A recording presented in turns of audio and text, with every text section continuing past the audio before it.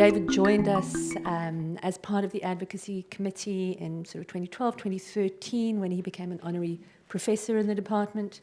And he was tasked to transform education, higher education, medical education, particularly of pediatricians, which has tended to be very clinical, where pediatricians are locked within specialized hospitals like Red Cross, and rarely get to go outside of the hospital or to consider, where do children come from, who do they live with, and what are the very real challenges that families face in feeding their children, keeping them safe, keeping them healthy.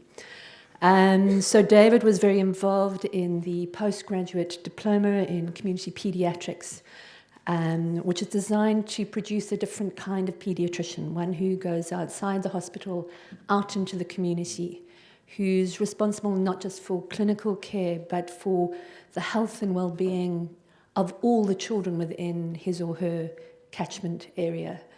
And to do this requires a different kind of pediatrician, one who understands the healthcare system and how it works, one who's able to provide leadership and innovation, an agent for change on the front line, and one who is able to think outside the box, to make connections beyond health, to link up with early childhood development centres, with schools, with NGOs, faith-based organisations, to build a network of care and support for children and families.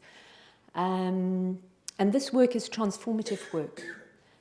Speaking to pediatricians who've been on the program, it's like they have been wearing sunglasses their whole life, and suddenly the glasses are off and they can see for the first time.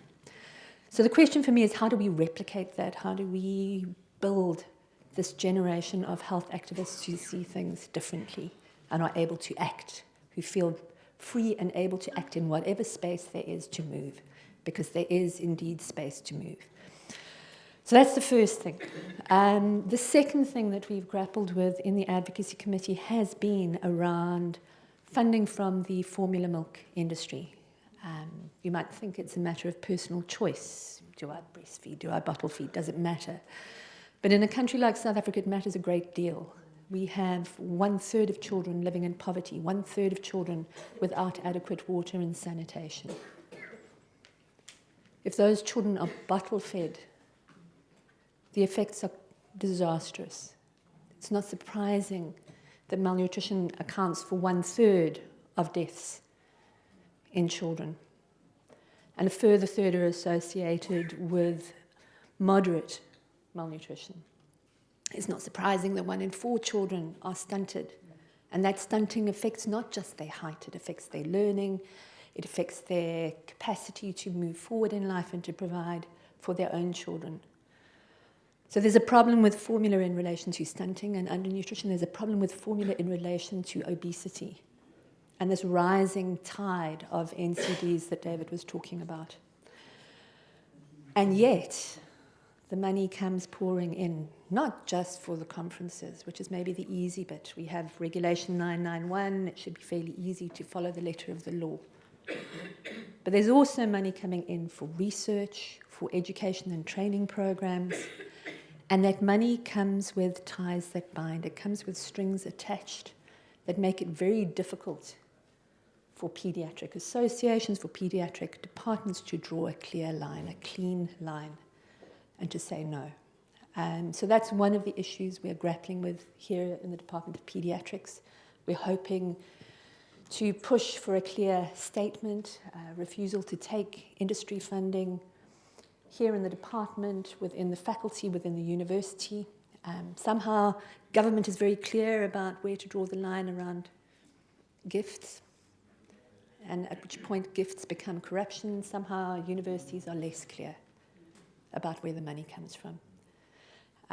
So my sense is that the medical profession itself, or the university, is conflicted, deeply tied to industry, and there's work to be done in that space.